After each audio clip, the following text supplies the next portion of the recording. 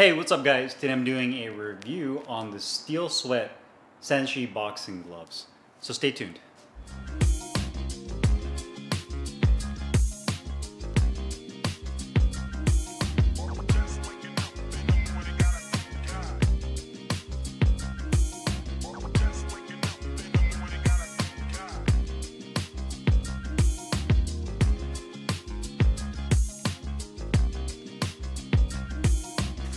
Hey, what's up guys? Carlo here, and today I'm doing a review on the Steel Sweat Senshi boxing gloves. I got mine in 14 ounces. It's a Velcro closure only glove.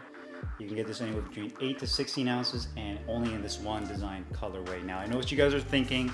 It's the exact same thought I had when I first saw these gloves before I purchased them. They look like a copycat version of the Hayabusa T3 gloves, and in fact they are. Although they are a very bad copycat of the T3s, which I'll kind of go into with detail here in a second. So first off, looking at the glove, it looks very similar when you look at it from the backside. It has that triple diagonal, kind of like that splint system that the T3 advertises. So they try to replicate that.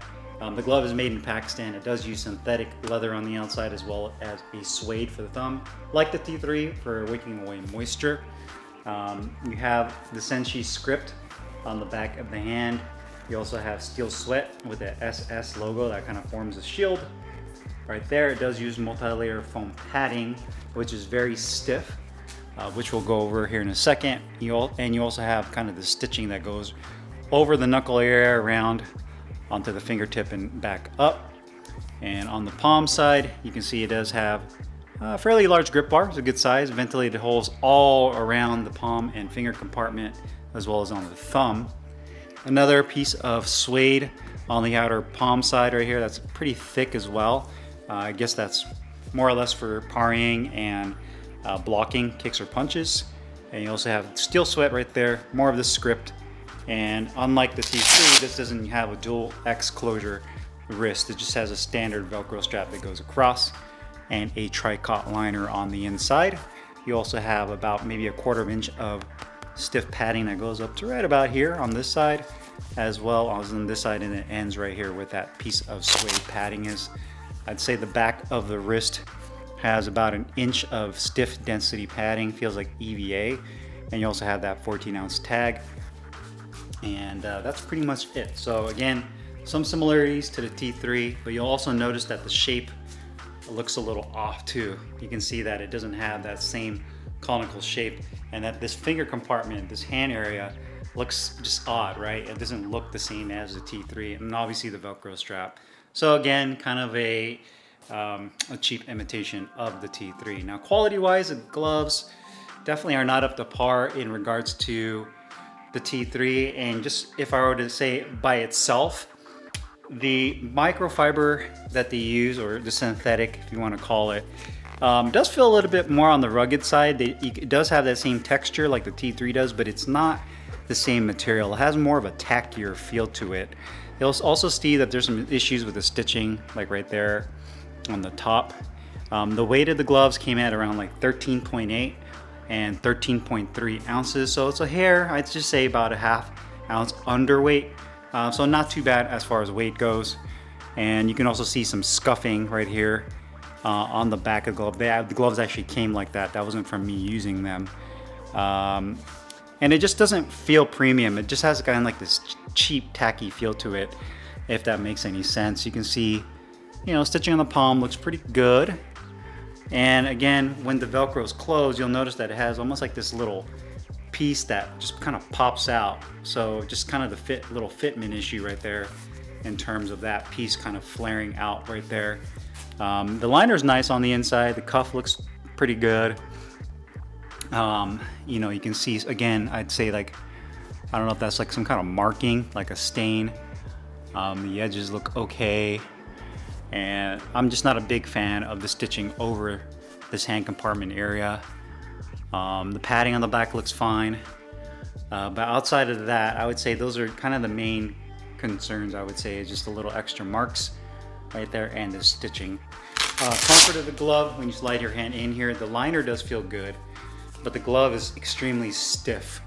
And the thumb is definitely on the short side, especially when you make a fist. So when you make a fist, you can actually see how that attached thumb kind of pulls it down a little bit. And the thumb is a little bit short as it is. So with my hand just relaxed, it does feel pretty stiff, and the foam on the back feels kind of tight. So it pinches down on the tip of my thumb. But the minute I pull my fingers down and curl my hand to make a fist, it really jams down on there. So anytime I would land a jab with this, I would feel my thumb just constantly jab into that. The other issue I found was the left and the right glove. The left hand compartment is more narrow, and it has kind of a bunched up material in the finger compartment. And the narrowness, I'm not a big fan of. It does feel cramped in there. I would venture to say maybe the 16s fit a little bit better, but it's definitely cramped, where the right glove feels a little bit roomier horizontally. And you can see it's extremely stiff, so I can't even, that's about as far as I can open my hand. So just the padding is stiff. It's kind of a, you know, it's a shame, because I feel like this thumb from a shape position or just to how it positions is a pretty good position. It's just too short. And you can also see the piping here is way too tight. It's like it cuts right into the fat part of your thumb. You can actually just see like my thumb is right there. But the liner feels okay. This padding piece is in a good spot to actually parry shots, so that's really good. And the wrist feels fine. It's just the stiffness, the inconsistency with the finger compartment, the thumb being pulled down when you make a fist, and then this right here being way too tight.